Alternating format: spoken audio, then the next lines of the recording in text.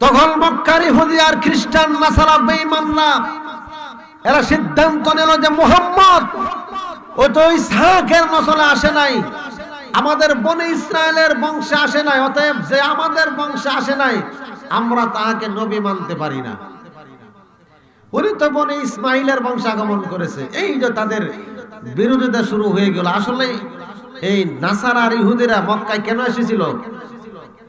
রসুলকে মানার জন্য, কে বলে ঠিক কিনা?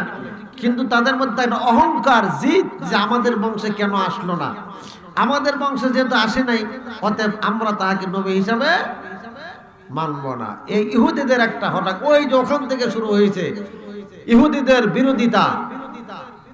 আদৌ পর্যন্ত মক্কার মদিনা ইহুদিদের চক্রান্তের শিকার। জুড়ে বলেন ঠিক কি ঠিক না? মক্কার মধ্যে মক্কার যে বর্তমান প্রধানমন্ত্রীর নাম হলো মুহাম্মদ